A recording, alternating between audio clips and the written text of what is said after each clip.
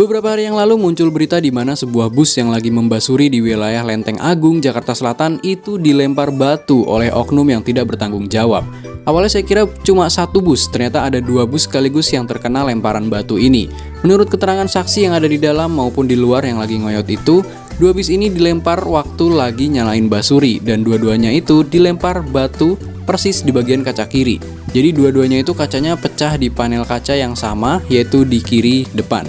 Saya nggak tahu ada korban luka atau enggak di dalam insiden ini, tapi kayaknya nggak ada karena kacanya itu nggak langsung hancur, melainkan retak. Tapi retaknya itu langsung satu panel gitu ya, bukan yang langsung hancur berkeping-keping, kayak retak garis gitu.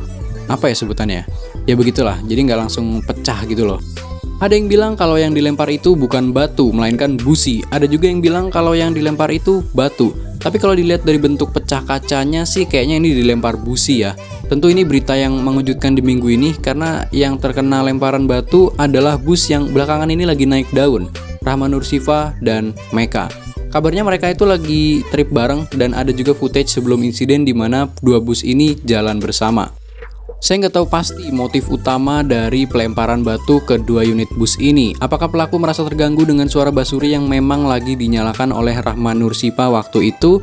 Atau emang orang iseng aja yang lempar batu ke unit yang lagi jalan? Karena setelah saya cross check, ternyata sebelumnya juga pernah ada kasus serupa di mana unit bus Transjakarta juga dilempar oleh oknum tidak bertanggung jawab di wilayah yang sama, yaitu Lenteng Agung, Jakarta Selatan. Motifnya?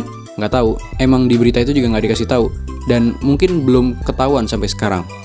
Tapi kalau motif pelaku melempar batu ke dua unit ini adalah karena merasa terganggu dengan suara bising yang disebabkan oleh basuri, maka hal ini bisa menjadi sebuah masukan bagi seluruh driver pariwisata maupun non-wisata untuk selalu melihat situasi ketika hendak membunyikan basuri.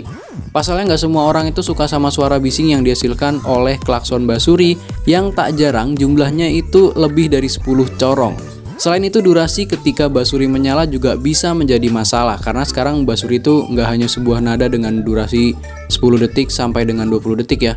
Nggak jarang basuri sekarang itu nadanya pakai sebuah lagu yang durasinya itu bisa sampai 1 menit atau 2 menit atau bahkan lebih. Makanya ya agak mengganggu juga sih. Tentu ini menjadi masuk akal ya kenapa ada orang yang nggak suka sama basuri. Karena ya kalau kita pikir secara logika, mendengarkan sebuah klakson yang benar-benar bising ditambah dengan durasi yang lama itu bisa bikin beberapa orang merasa nggak nyaman. Tapi tetap melempar batu ke unit bus yang lagi nyalain basuri itu tindakan yang nggak bisa dibenarkan sama sekali. Karena kayaknya lebih baik menegur drivernya langsung ketimbang melakukan aksi main hakim sendiri dengan melempar batu ke bus.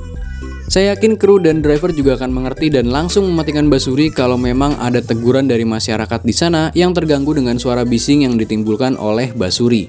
Tapi zaman sekarang basuri emang udah jadi hal yang wajib ya di bus pariwisata. Kayaknya hampir semua bus itu punya basuri sekarang. Mau yang pariwisata, mau yang akap itu kayaknya punya basuri. Ya basurinya sih nggak salah ya, yang salah adalah penggunaannya yang kadang kurang tepat.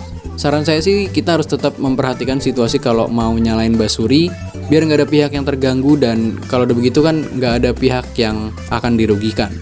Buat yang rumahnya itu deket sama tempat wisata kayak saya mungkin akan setuju kalau misalnya penggunaan basuri zaman sekarang itu udah bener-bener overuse mungkin karena emang setiap ada bis itu pasti basuri dan basurinya itu nggak 10 detik atau 20 detik melainkan lebih dari 1 menit.